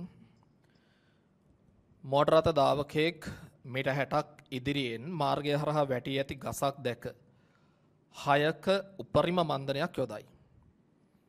ගස අසලට රථය ළඟා වීමට තත්පර 4ක් ගත වූයේ නම් රථය ගසෙහි වදින්නේ කපමණ ප්‍රවේගයකින්. දැන් මෙයා වේගයෙන් රථය පදවගෙන යන අතරදී ඔන හදිසියෙම දකිනවා මීට 60ක් ඉස්සරහා පාර හරහා ගහක් වැටිලා තියෙනවා. දැන් මේක දකින මොහොතේදී මෝටර රථයේ කොච්චර වේගයෙන්ද ධාවනය වෙමින් තිබුණේ කියලා අපි දන්නේ නැහැ ළමයි. දැන් එතකොට මීට 60ක් ඉස්සරහා තමයි ගහ තියෙන්නේ. දැන් අනපේක්ෂිත සිද්ධියක් නේ. එතකොට මෙයා ටක් ගාලා බ්‍රේක් කරනවා. තිරිඟ තද කරනවා. එතකොට මෙයාගේ රථයට පුළුවන් 6ක උපරිම මන්දනයක්. දැන් ටක් ගාලා මෙයා නතර කරගන්න එපා, වේගය අඩු කරගන්න එපානේ. එතකොට මෙයා දාන්න පුළුවන් උපරිම මන්දනය දානවා. මේ ගානේ හැටියට එයාගේ උපරිම මන්දනය 6යි. මන්දනයක් නිසා මම ඍණ ත්වරණයක් විදිහට ලකුණු කළා. දැන් මීටර් 60ක් ඈත තමයි ගහ තියෙන්නේ. හැබැයි දැන් ගානේ හැටියට ගහ ගාවට එනකොට වේගය බිඳුව වෙලා නැහැ. මීටර් 60ක් එනකොට වේගය බිඳුව වෙලා නැහැ. ඒ කියන්නේ එයා ගහේ වදිනවා. වාහනය ගහේ වදිනවා. ඒතර ඒ වදින වේගනේ අහන්නේ නේ. වදින වේගය අහන්නේ. කාලයක් දීලා තියෙනවා අපිට තත්පර 4යි කියලා. ක්ෂණික සිද්ධියක් නේ. තත්පර 4යි ගිහිලා තියෙන වැඩේට. තත්පර 4යි. ළමයි දන්නවා මේ ගැටලුවේදී දැන් අපිට හොයන්න තියෙන්නේ මේ අවසාන ප්‍රවේගය. හැබැයි අවසාන ප්‍රවේගයේ හොයන්න අපි ගාව තියෙන චලිත සමීකරණ 4ෙම ආරම්භක ප්‍රවේගය තියෙනවා. මේ කාරණේ කලින් අපි කතා කළේ නේ. ආරම්භක ප්‍රවේගය තියෙනවා. එතකොට ආරම්භක ප්‍රවේගය හොයලා ඊට පස්සේ ඒක පාවිච්චි කරලා තමයි අපිට අවසාන ප්‍රවේගය හොයන්න වෙන්නේ. ඉතින් අපි ඉස්සෙල්ලා ඒ ක්‍රමයට හදමු ගාන. ඒ ක්‍රමයට ගාන හදමු. මම ආරම්භක ප්‍රවේගය මුලින්ම හොයා ගන්නවා නම් ළමයි අවසාන ප්‍රවේගය මට මග අරින්න එපා. මොකද අවසාන ප්‍රවේගය නැති සමීකරණේ. ඒ සමානයි ut ධන භාගය t වර්ගය. දැන් ab කොටසට මේ දිශාව ඔස්සේ මම සමීකරණේ දානවා. ඒ සමානයි ut ධන භාගය t වර්ගය. බලන්න සමහර දරුවෝ මේ මම කොච්චර කිව්වත් දිශාව ගැන සලකන්නේ නැහැ නේද කියලානේ. එහෙම බෑ දිශාව ගැන හිතන්න. රයිට් මේ පැත්තට විස්ථාපනය 60යි. ආරම්භක මොහොතේ ප්‍රවේගය තමයි හොයන්නේ. කාලයේ තත්පර 4යි. මන්දනයක් නිසා මෙතන ඍණ වුණාම මේක ඍණ වෙනවා. භාගයයි a කියන්නේ 6යි. 6න් භාගෙ 3යි. එහෙම එකපාර ලියන්න පුරුදු වෙන්න මේ උසස් පෙළ පන්තිය. 6න් භාගෙ 3යි එහෙම එකපාර ලියන්න පුරුදු වෙන්න. හැබැයි ඍණ 3යි මෙතන ඍණ නිසානේ. t කියන්නේ 4යි 4 වර්ග. බලන්න මේ මුළු සමීකරණයම 4න් කැපෙනවනේ. මෙතන 15යි මෙතන 4යි මේක 4ක් කැපුණා. එතකොට මෙතන 4 3 12යි මේ 15ත් එක්ක එකතු වුනහම 27යි. u කියන්නේ 27යි. මේක අහලා නැහැ ගානේ. හැබැයි අපිට අර අවසාන ප්‍රවේගය හොයන්න ළමයි මෙයව ඕනි වෙනවා. ප්‍රමා අවසාන ප්‍රවේගය හොයන්න මුලින්ම ආරම්භක ප්‍රවේගය හොයාගත්තා. දැන් ආරම්භක ප්‍රවේගය දාන්න නිසා ළමයින්ට කැමති සමීකරණයක් අවසාන ප්‍රවේගය සහිත කැමති සමීකරණයක් දාලා උත්තරයට යන්න පුළුවන්. තනියෙන් කරන්න. මම වඩා ලේසි v සමානයි u ධන at දානවා. මොකද මේකේ මේ අවසාන ප්‍රවේගය කෙලිම උක්ත වෙලා තියෙනවනේ. එතන මේක පාවිච්චි කරන එක වාසිදායකයි නේ. ඒසයි මම මේක තෝරගත්තේ. හැබැයි අවසාන ප්‍රවේගයේ තියෙන ඕන සමීකරණයක් ඔයගලන්ට ගන්න පුළුවන්. ඒතර අවසාන ප්‍රවේගය තමයි හොයන්නේ. මේ දිශාවට තියෙන ආරම්භක ප්‍රවේගය 27 බව අපි ඉගෙන ගත්තා. මෙතනින් හොයාගත්තා. මේ දිශාවට තියෙන මන්දනයක් එනම් මෙතන ඍණ වෙනවා. ඍණ 6යි වාරයක් කාලය අපි දන්නවා තත්පර 4යි. ඒතර 6 4 24යි 27න් 24ක් ගියාම 3යි. ඒ කියන්නේ මෝටර රථය ගහේ වදින්නේ 3යි ms ඍණ 1 වේගයෙන්. right. දැන් මොකද්ද ගාන ඊළඟට කියලා තියෙන්නේ? ආරම්භක ප්‍රවේගය රහිත චලිත සමීකරණයක් ගොඩනගා ඉහත පිළිතුර එක් සමීකරණයකින් ලබා ගන්න. දැන් මෙතන ළමයි අපි සමීකරණ දෙකක් දැම්ම මේ. දෙකක් දැම්මා. ඒතර ගාන යෝජනා කරනවා ආරම්භක ප්‍රවේගය රහිත සමීකරණයක් ඔබ හදලා මේ පිළිතුර එකපාර ගන්නලු. තනි සමීකරණයකින් ගන්නකො. තනින් කරන්න. මං කියනකම් බලන් ඉන්න ඕනේ තනින් කරන්න. ඔයාලා දන්නව අර මූලික සමීකරණ දෙකනේ. v සමානයි u ධන at මේක එක ඊළඟ S සමානයි U ධන V බෙදීම දෙක වාරයක් T. මේක දෙක. ද කාවද අයින් කරන්න ඕනි ආරම්භක ප්‍රවේගය. පළවෙනි සමීකරණයෙන් ආරම්භක ප්‍රවේගය උක්ත කළා මේ දෙවෙනි එකට ආදේශ කරන්න ළමයි. තනියෙන් කරන්න ඕගොල්ලෝ. පළවෙනි සමීකරණයෙන් ආරම්භක ප්‍රවේගය උක්ත කළා දෙවෙනි එකට ආදේශ කළා ආරම්භක ප්‍රවේගය නැති සමීකරණයක් හදන්න. හදලා කෙලින් මේකට ආදේශ කළා අර 3 කියන උත්තරේ ගන්න බලන්න. දැන් ඔක බැරි වෙන්න හේතුවක් නෑ.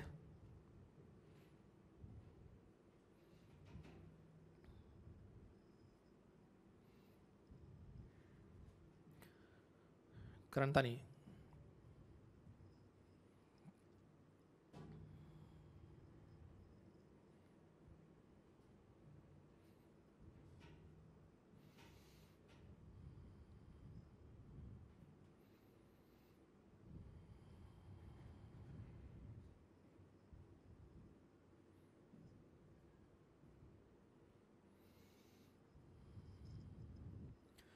පළවෙනි එකෙන් u උක්ත කළා දෙවෙනි එකට ආදේශ කරන්න.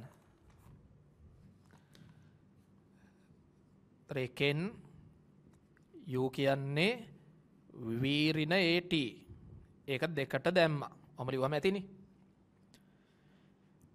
s සමානයි u කියන්නේ v ඍණ at. u කියන්නේ v ඍණ at ආදේශ කළා. ධන v බෙදීම දෙක වාරයක් t. VV දෙකයි V දෙකෙන් බෙදුනහම V T ගෙන් වැඩි වුනහම VT. ඍණ AT T ගෙන් වැඩි වුනහම ඍණ AT වර්ගය බෙදීම දෙක. ඒක ලියමු ඍණ භාගයයි AT වර්ගය. ළමයි දැන් මේ ගානේ කියලා තීච්ච නිසා අපි මේ සමීකරණය හැදුවට මම කලිනුත් කිව්වනේ උසස් පෙළ විෂය නිර්දේශය තුල මේක සම්මත සමීකරණයක් විදිහට ඔයගලන්ට දීලා නැහැ. එසා මේක කටපාඩම් කරගෙන කෙලිම ගණන් හදන්න පාවිච්චි කරන්න හුරු වෙන්න ඕනේ නැහැ ඔයගොල්ලෝ. අර සමීකරණ හතරෙන් අපි වැඩ කරන්න පුරුදු වෙමු. හැබැයි මෙහෙම සමීකරණයකුත් ඇත්තටම පාවිච්චි කරන්න පුළුවන් තියෙනවා මෙහෙම එකක්. දැන් බලන්න මේ සමීකරණයට කෙලින් දැන් මේකේ ආරම්භක ප්‍රවේගය නෑ. මේකට කෙලින්ම ආදේශ කළා අර උත්තරේ ගන්න බැයිද කියලා බලන්න. මම මේ සමීකරණේ දානවා AB කොටසට. තනින් හදන්න ඔයගොල්ලෝ. මේ දිශාව ඔස්සේ S සමානයි VT ඍණ භාගයයි AT වර්ග සමීකරණය දැම්මා. මේ පැත්තට විස්ථාපනය 60යි නේ. අවසාන ප්‍රවේගය හොයන්නේ කාලය තත්පර 4යි භාගයයි ඍණ භාගයයි ඒ වලාගය ඍණ 6යි. එතකොට මෙතන ඍණ 6. t කියන්නේ 4යි. 4 වර්ගය. 4 වර්ගය. ඉතින් බලන්න දැන් මෙතන අපව 4න් කැපෙනවා 15යි. මෙතනත් එක 4ක් කැපුණා. එතකොට මෙතන ඍණයි ඍණයි ධන වෙනවා 3යි 3 4 12යි. එතකොට මෙතන 15යි මේ මෙතන ධන උනානේ ඒ ධන 12 එහා පැත්තට ගියාම 15න් 12ක් ගියාම මෙන්න අර උත්තරය කෙලින්ම ආවා. ඒකනේ ගානේ කරන්න කියලා තිබුණේ නේ. v සමානයි 3 ms ඍණ 1.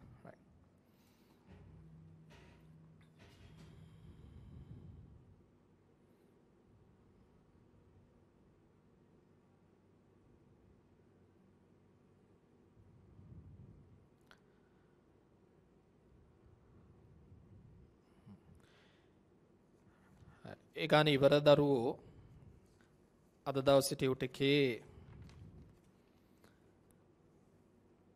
8 වෙනි ගාන කියවන්න.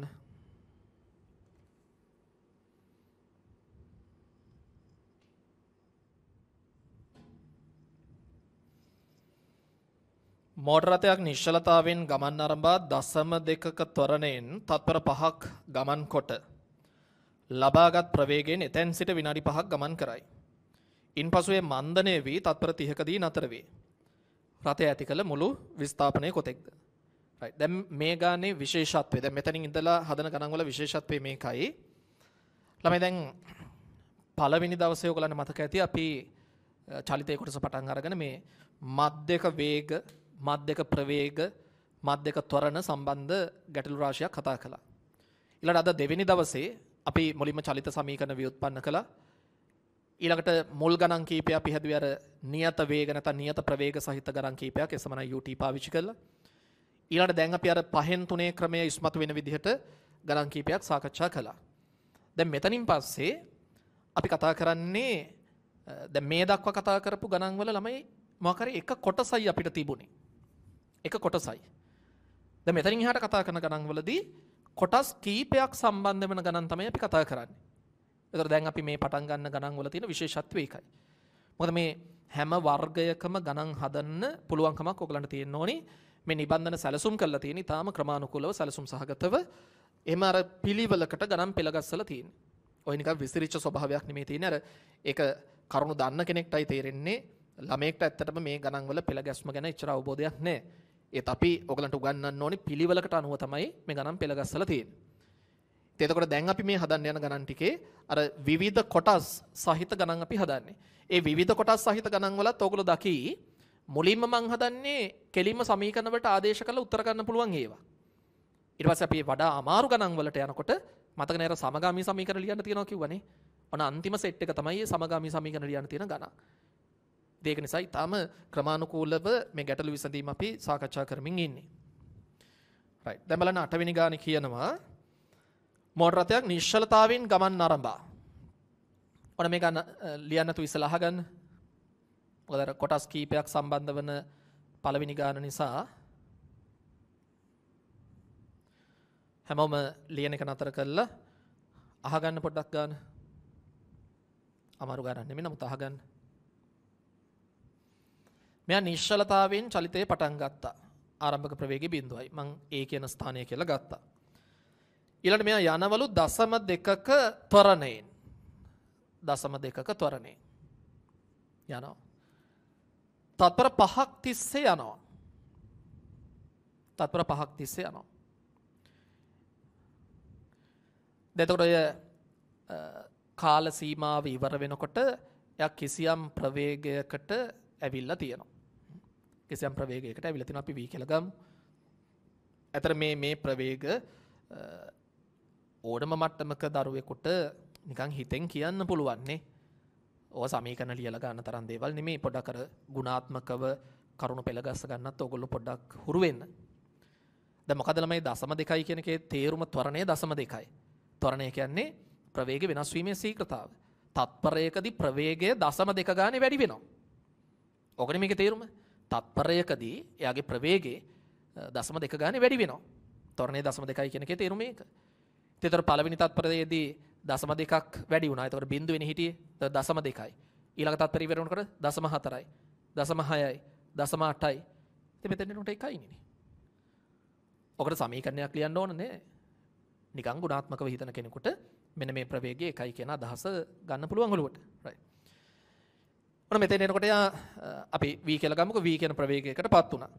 ඊළඟට කියනවා ලබාගත් ප්‍රවේගයෙන් එතෙන් සිට විනාඩි 5ක් යනවා. මෙතන ඉඳලා මෙයා විනාඩි 5ක් මේ ප්‍රවේගයෙන් යනවා. c කියන ස්ථානයේ දක්වා කියලා තිබුණා විනාඩි 5යි කියන්නේ තත්පර 300යි නේ. 60 වැඩි කිරීම 5 තත්පර 300යි. එතකොට ළමයි මේ කොටස නියත ප්‍රවේගයෙන් යන්නේ. ලබාගත් ප්‍රවේගයෙන් එතෙන් සිට විනාඩි 5ක් යනවා. එහෙනම් මෙතෙන්ට එනකොටත් ප්‍රවේගය වීමයි. එහෙනම් මේ කොටසේ ත්වරණයක් නැහැ. ප්‍රවේගය නියතයිනේ. ත්වරණයක් නැහැ. ත්වරණය 0යි. මොකද ඊළඟට කියන්නේ? ඉන්පසු එය මන්දනය වී තත්පර 30කදී නතර වේ. මෙන්න මන්දනය වෙලා තත්පර 30කදී නතර වෙනවා. අපි දන්නවා නතර වුණා කියන්නේ අවසාන ප්‍රවේගය 0යි. තත්පර 30යි යන්නේ. තත්පර 30යි යන්නේ. මේ කොටසදී මන්දනය වෙනවා. මන්දනය කීයද කියලා අපි දන්නේ නැහැ. මන්දනයක් ලකුණු කරන්නේ චලනය වන දිශාවට ඍණ ත්වරණයක් නේ. චලනය වන දිශාවට ඍණ ත්වරණයක්. මෙන්න මේ ගානේ කියලා තියෙන තොරතුරු ටික මම මගේ පහසුව සඳහා රූප සටහනකට ගත්තා. ඇත්තරම මේ රූප අඳින එක අනිවාර්ය නැහැ. හැබැයි දැන් මේ වගේ අර කොටස් කීපයක් තියෙන ගානකදී පොඩි රූප සටහනක් ඇඳ ගන්න නැතුව සියල්ල මනෝමයෙන් විසඳන එක බොහෝ ළමයින්ට අපහසු වෙයි. ඒක නිසා අපි මේ වගේ රූප සටහන් ඇඳලා ගණන් හදන්න පුරුදු වෙමු. මොකද්ද ළමයි ගානේ අහන්නේ? රථය ඇති කළ මුළු විස්ථාපනය කොතෙක්ද? බලන්න ගානේ අහන දේ. රථය ඇති කරලා තියෙන මුළු විස්ථාපනය කොච්චරද කියලා අහනවා. දැන් කෙනෙක් මෙහෙම හිතන්න පුළුවන්. හොඳට අහගන්න. මෙහෙම හිතන්න පුළුවන්. අහන්නේ මුළු විස්ථාපනය කොච්චරද? ඒ කියන්නේ දැන් මම දාලා තියෙන සංකේත අනුව කොතන ඉඳලා කොතෙන්ට විස්ථාපනයද? A වල ඉඳලා D වලට. කෙනෙක් හිතන්න පුළුවන් එහෙනම් මං කෙලින්ම AD කියන කොටසට මොකක් හරි සමීකරණයක් ලියලා ওই විස්ථාපනය හොයනවා. AD කියන කොටසට එකපාර සමීකරණයක් ලියලා මම විස්ථාපනය හොයනවා. කල්පනා කරන්න මේකට එකඟ විය හැකිද එකඟ විය නොහැකිද කියලා. මොකද උත්තරේ? එකඟ වෙන්න පුළුවන් AD කොටසට එකපාර සමීකරණයක් ලියන එකට එකඟ වෙන්න බෑ. ඇයි එකඟ වෙන්න බැරි? ළමයින්ට මතකද චලිත සමීකරණ පාවිච්චි කරනකොට පනවපු කොන්දේසි වල එක කොන්දේසියක් තමයි සමීකරණ යොදන කාලය තුල මොකද නියත වෙන්න ඕනි කියලා කිව්වේ? ත්වරණය නියත වෙන්න ඕනි. දැන් බලන්නකො ළමයි A වල ඉඳලා D දක්වා කෙලින්ම කොහොමද මං සමීකරණයක් ලියන්නේ? ත්වරණය එකම නෙමෙයිනේ. දැන් මේ කොටසේ ත්වරණය 0.2යි මේ කොටසේ ත්වරණය 0යි මේකේ කීයද කියලා දන්නෙත් නෑ අගය. එහෙනම් AD කොටසේ තියෙන්නේ නියත ත්වරණයක් නෙමෙයි. එහෙනම් කවුරු හරි කල්පනා කරනවා නම් කෙලින්ම මේ ගානේ අහන්නේ මුළු විස්ථාපනය නිසා AD කොටසටම සමීකරණයක් ලියලා මම මුළු විස්ථාපනය එකපාර හොයනවා කියලා ඒක කරන්න බෑ. ඇයි කරන්න බැරි? මේකේ ත්වරණය නියත නැති නිසා. දැකදර කොන්දේසි ගැන ඉගෙනගෙන තිබුණාම තියෙන ලේසියනේ. ත්වරණය නියත නැති නිසා ඒක කරන්න බෑ. දැන් AD වලට ලියන්න බෑ. AC වලට ලියන්න පුළුවන්ද? ඒත් බෑ. ත්වරණ දෙකක්. BD වලට ලියන්න පුළුවන්ද? ඒත් බෑ. ත්වරණ දෙකක්. එහෙනම් මේ ගැටලුව විසඳන්න තියෙන එකම ක්‍රමය මොකක්ද? මේ කොටස් තුනේ විස්ථාපන වෙන වෙනම හොයලා එකතු කිරීමයි. මේ ගැටලුව විසඳන්න තියෙන එකම ක්‍රමය ඒක බව තේරුම් ගන්න. හැබැයි කල්පනාවෙන් දැලමයි මේ වගේ අර කෑලි කීපයක් තියෙන ගණන්වලදී එක එක කෑල්ලට සමීකරණ ලියලා ගාන හදන්න පුරුදු වුණාට පස්සේ ඕගොල්ලෝ හිතනවා දැන් මෙහෙම අර කොටස් කීපයක් විස්තර කරලා තියෙන ගණන් හැම එකක්ම ඒ කෑල්ලට වෙන වෙනම සමීකරණ ලියලියම හදන්න ඕනි. නෑ එහෙම නෙමෙයි. කෑලි කීපයකට මේ ගැටලුව බෙදිලා තියෙන නිසා අපි එක එක කොටසට සමීකරණ ලියන්න තීරණය කළා නෙමෙයි. ඇයි අපි එක එක කොටසට සමීකරණ ලියන්න තීරණය කළේ? ඒ කොටස් වල ත්වරණ වෙනස් නිසා. ඒක තේරුම් ගන්න. දැන් සමහර ගණන් තියෙනවා ළමයි එකම ත්වරණයෙන් යන්නේ.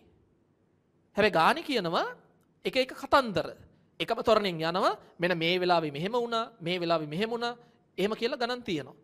දැන් ඒ ගණන් හදනකොටත් සමහර ළමයි හිතන්න පුළුවන් කෑල්ලෙන් කෑල්ලටම ලියන්න ඕනේ නේ.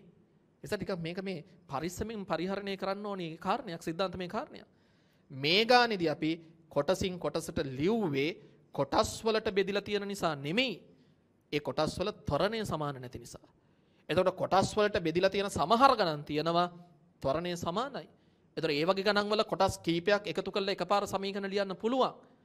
ඒව තේරුම් ගන්න ගැටළු විසඳීමේදී. මේ ගානේ හැබැයි අපිට වෙන විකල්පයක් නැහැ. මේ කොටස් තුනට වෙන වෙනම සමීකරණ ලියන්න වෙනවනේ. දැන් මේ AB කොටස දිහා බලන්න. ඉස්සලා අහගන්න. මේ ගාන තනියෙන් හදන්න පුළුවන් ගොඩක් ළමයි මෙතන ඇති. ඒත් පොරක් අහගන්න. AB කොටසට ලියමු ඉස්සෙල්ලා. දැන් මොකක්ද AB කොටසේ මං හොයන්න ඕනි මොකද්ද මගේ ටාගට් එකනේ? විස්ථාපනය. 5න් 3 දන්නවද? ඔව් දන්නවා. මොනවද දන්නේ? ආරම්භක ප්‍රවේගය දන්නවා. කාලය දන්නවා. ත්වරණය දන්නවා. මොනවද දන්නේ නැත්තේ? අවසාන ප්‍රවේගය දන්නේ, විස්ථාපනය දන්නේ. මොකද්ද හොයන්න ඕනි? විස්ථාපනය. එන කාවද මග හරින්නේ? අවසාන ප්‍රවේගය මග හරින්න. මොකද්ද අවසාන ප්‍රවේගය නැති සමීකරණේ? S සමානයි ut ධන භාගය t වර්ගය. S සමානයි ut ධන භාගය t වර්ගය. මෙන්න. මොකද AB කොටසේ විස්ථාපනය? ඒක තමයි හොයන්න හදන්නේ S1. ආරම්භක ප්‍රවේගය බිඳුවයි u බිඳුව නිසා මේ පදේ බිඳුවයි මේ බිඳු ලියලී ඉන්න ඕනේ නැහැ. භාගයයි ත්වරණය 0.2යි මේ දිශාව ඔස්සේ. කාලය තත්පර 5යි. 5 වර්ගය. 0.2 දෙකෙන් බෙදුනහම 0.1යි. ඒ කියන්නේ 10න් 1යි. මෙතන 25යි නේ. එතකොට 2.5යි. S1 කියන්නේ 2.5යි. මීටර්. ඔන්න අපි AB කොටස විස්ථාපනය හෙව්වා. right. දැන් ඊළඟට BC කොටසට එමු.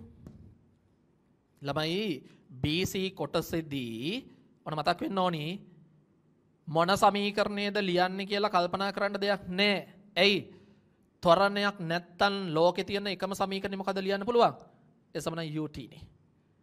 එහෙනම් මම BC කොටසට S සමානයි ut දාලා S හොයන්න ලෑස්ති වෙනවා. ඔන්න එහෙම ලෑස්ති වෙනකොට මට පේනවා මොකක්ද?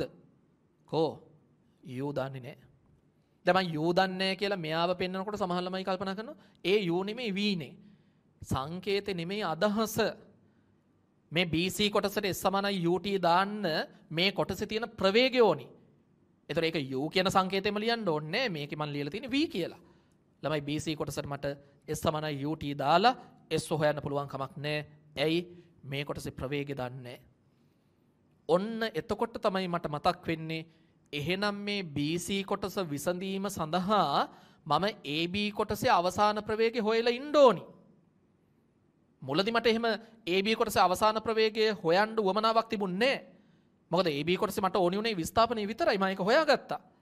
හැබැයි දැන් BC කොටසට ගියාම තමයි මට පේන්නේ BC කොටසේ විස්ථාපනය හොයන්න මේ ප්‍රවේගය ඕනි. එහෙනම් මං AB කොටසේ තව වැඩක් කරලා ඉන්න ඕනි. මං AB කොටසේ අවසාන ප්‍රවේගය හොයලා ඉන්න ඕනි. මොකද මං අවසාන ප්‍රවේගය හොයන්න පාවිච්චි කරන්නේ විස්ථාපනය හොයලා තියෙන නිසා ළමයින්ට ඕන නම් විස්ථාපනයේ තියෙන සමීකරණයක් දාන්න පුළුවන්.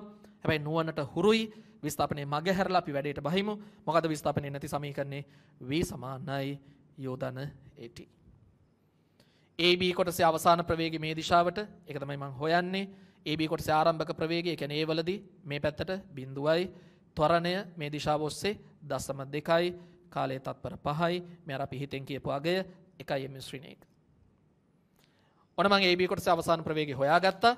දැන් මට පුළුවන් BC කොටසට මොකද BC කොටසට දාන්න පුළුවන් එකම සමීකරණේ S සමානයි UT S සමානයි UT BC කොටසේ මේ පැත්තට තියෙන විස්ථාපනය S2 මොකද මේ U කිව්වේ BC කොටසේ ප්‍රවේගය එහෙමයි කියන්න ඕනි ප්‍රවේගය BC කොටසේ ප්‍රවේගය මම හොයාගත්ත 1යි කියලා කාලයේ තත්පර 300යි.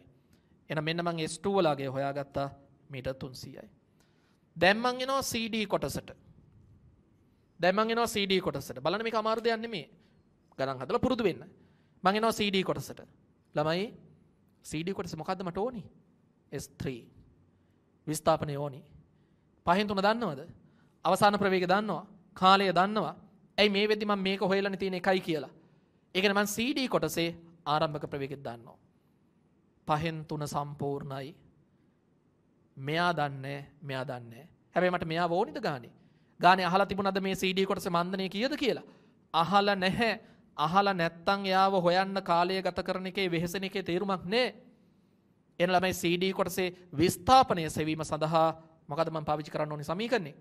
ත්වරණය නැති සමීකරණය. මොකද්ද ත්වරණය නැති සමීකරණේ? S සමානයි මේ බලන්න මම හැමතිස්සෙම දිශාව ගැන හිතනවා. u ධන v බෙදීම 2 වාරයක් t. CD කොටසේ මේ දිශාවට තියෙන විස්ථාපනය වෙච්ච S3 තමයි හොයන්නේ. CD කොටසේ ආරම්භක මොහොතේ ප්‍රවේගය, ඒ කියන්නේ C වල ප්‍රවේගය, ඒක තමයි අපි අර හොයාගත්ත V කියන අගය 1යි. මොකද මේ V? අවසාන ප්‍රවේගය. මොන කොටසේ අවසාන ප්‍රවේගයද? CD කොටසේ. ඒ කියන්නේ D වලදී ප්‍රවේගය. අවසාන ප්‍රවේගය. මේ දිශාවට D වලදී ප්‍රවේගය බිඳුවයිනේ නේ. අවසාන ප්‍රවේගය බිඳුවයි. බෙදීම 2 කාලය ගානේ දීලා තිබුණා තත්පර 30යි.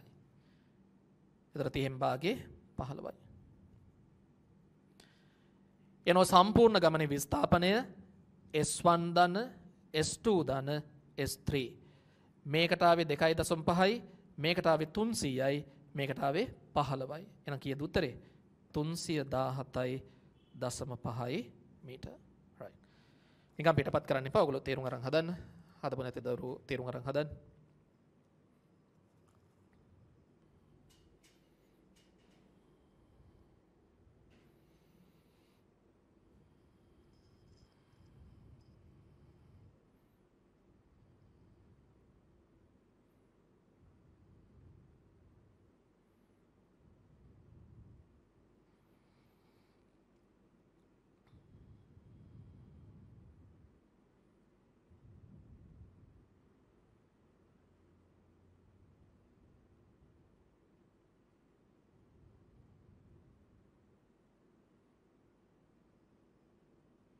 ඒ ගානේ එක එක කොටසට වෙන වෙනම සමීකරණ ලියන්න උනේ ඇයි කියන එක තේරුම් ගන්න. කොටස් කීපයක් තීච්ච නිසා එහෙම තීරණය කරා නෙමෙයි.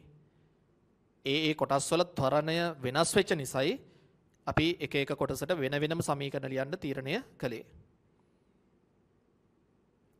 මේවා මේ පාඩම් කරන දේවල් නෙමෙයි මේ වෙලාවේ හරියට ඔළුවේ තියාගන්න මතක රඳව ගන්න. ගණන් හදනකොට මේ දේවල් ගැන සැලකිලිමත් වෙන්න ඕනි කියන එක මේ වෙලාවේ ඔලුවට දාගන්න.